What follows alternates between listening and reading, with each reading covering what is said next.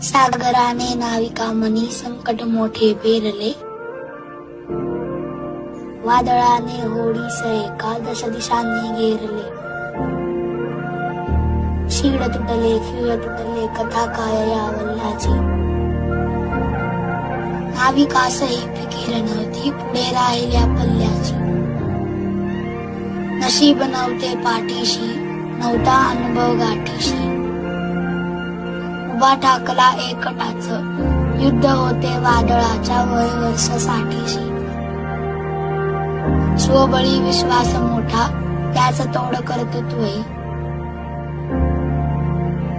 रौद्र वादळ शांत झाले आगळले शत्रुत्वही. एक अटला धीर हा कोठून येतो तक्षणी, शतबाहूंचे बळ येते जो मातृत्व तरळते मनी.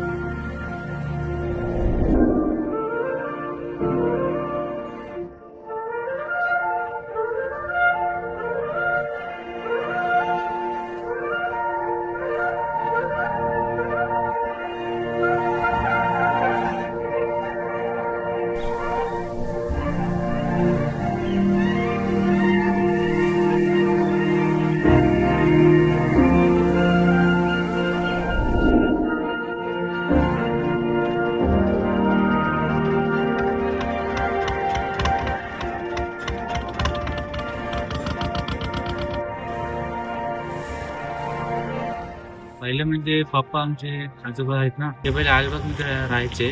तिथं जागा दिल्या वर्षाला. कशी कोली आहेत ना, आमचं म्हणजे कसं माहितीये, ह्याच्यात जेवढी मेहनत घेशील ना तेवढं तुला फल भेट.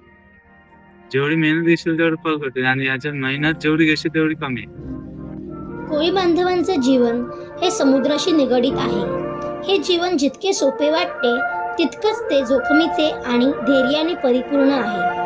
लाटांवर स्वार होऊन समुद्राच्या गर्भातून मासे पकडून आणणे हे त्यांचे रोजचेच काम. कोळी बांधव मासेमारी करताना फक्त आपला फायदाच नाही तर निसर्गाचा समतोल कसा राखायचा हेही जाणतात. त्यांना दैनंदिन जीवनात खूप साऱ्या संकटांना सामोरे जावे लागते. बदलणारे वातावरण, वाढणारे प्रदूषण यामुळे त्यांना रोजच नवी लढाई लढावी लागते. त्यांच्याकडून कठीण आयुष्य कसे हसत खेळत जगावे ह्याची प्रेरणा मिळते.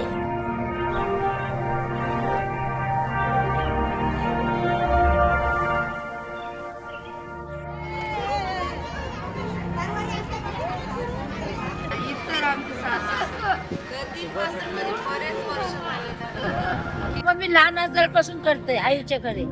आम्ही गरीब स्थिती होती. आमच्या आई आजारी असायची आणि आम्ही आई वरनंतर पोट भरायची. आम्ही मच्छी विकायला जायची लहान लहान असताना. आई करायची ते मी करायची.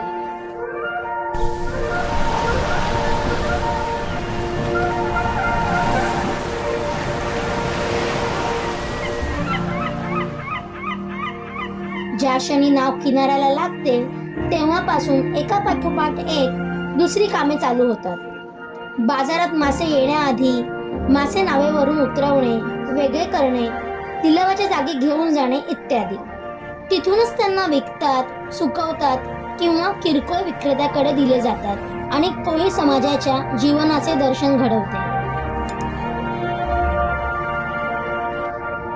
पिढी दर पिढी चालत आलेल्या या व्यवसायात मासेमारी करणाऱ्या कुटुंबांना अनेक कठीण प्रसंगांना आणि प्रश्नांना सामोरे जावे लागते. त्यांच्याकडे ते लाईट चालू करतात ना, त्याच्यामध्ये प्रॉब्लेम होते, कारण ते जेलीफिश पण तयार होते त्याच्यामध्ये, म्हणजे असे उगवते ते खालतून. लाईट चालू झाले होते त्याच्यापासून थोडा प्रॉब्लेम होते आम्हाला. पण म्हणजे सर्वच बोटवरांचे छोटे छोटे धंदे आहेत ना त्यांना, ती मच्छी पण अशी दूर जाते.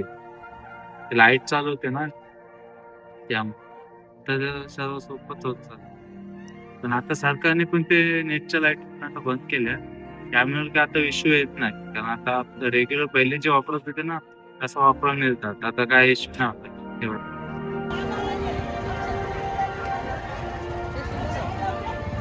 वरीस माझ्या जवळ काय पैसा नव्हता. मी चिंता करायची काय काय करू आता देवाला, काय करू. पण देव बरोबर त्याला राहण्याचा मच्छी बिच्छी.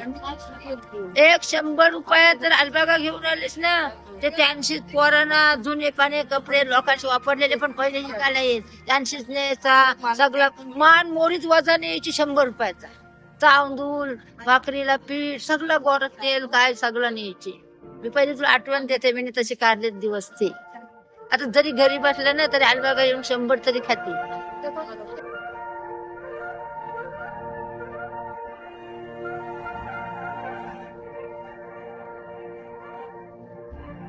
आणि आमच्या घरात पहिला असं सामान भरलेला नव्हता. आज कमवायचा ना आज उद्या खायचा. मच्छी जरा कमी आहे. आता जर बियाण्यात मारला ना, आता जर ही मच्छी तुम्ही मारली लहान असताना मारली, मग बियाणं कांचा परण बी पडलं पाहिजे ना. याचा दरवेळ पवात असला तर याचं बी परण आणि या जर सुक्यावर जर मिळालं त्याला बी परण, वारण कशाने.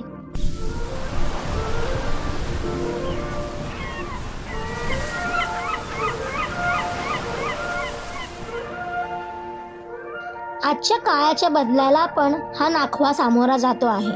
पुढच्या पिढीला नवीन जगाशी सामना करायला शिकवत आहे.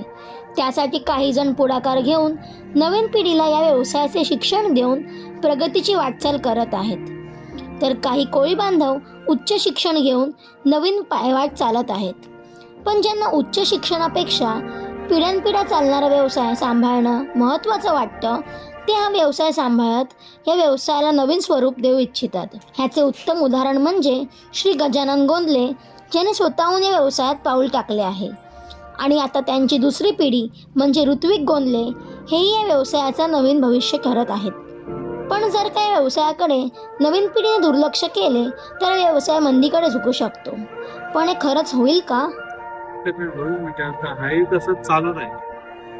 पोल्यांचं सर्व जीवन हेच आहे. म्हणजे आता पहिले ते आता मोठे मोठे लोक आहेत ना, त्यांना पोरं म्हणजे आता धंद्यात पाडतच नाही. म्हणजे आता ते शिक्षणच त्यांना हे करतात, जास्त असं म्हणजे हे करतच नाही. म्हणजे या धंद्यात पाडतच नाही. कोणकोणते जुने म्हणजे त्यांचे आई बाप्पा हे आहेत ना, ते फक्त त्यांचा पहिल्यापासून धंदा आहेत ना, म्हणून ते ठेवलं त्यांनी धंदा. या अशा अस्थिर मासेमारी व्यवसायात आपल्या कोळी बांधवांच्या मनात एक स्थिर भावना आहे, खंबीरता आणि धैर्य आहे, ज्याची नाळ समुद्राशी जोडलेली आहे, जी त्यांना अनेक संकटांना सामोरे जाण्याची शक्ती देते. सरते शेवटी काय तर कोळी बांधव त्यांच्या मनमिळाऊपणा आणि समाजाचं देणं हे स्वतःचं इमान राखून निभावत आहेत. एक नाव हा एक सारांश आहे, ज्यात प्रत्येक कोळी बांधवाची गोष्ट आहे, त्यांच्या आयुष्याची ही एक होडी जी समुद्राशी जोडून आहे. समुद्राप्रमाणेच अफाट अशा कोळी बांधवांच्या मेहनतीची आणि त्यांच्या जीवनाची कथा अथांग आहे. त्याचा एक भाग आपल्या पुढे सादर करण्याचा हा एक छोटासा प्रयत्न केलेला आहे.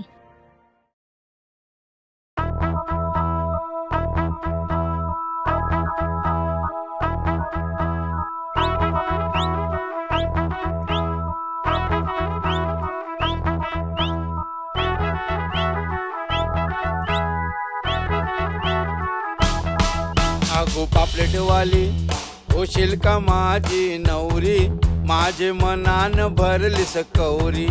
आगो पापलेटवाली होशील का माझी नवरी, माझे मनान भरलीस कौरी.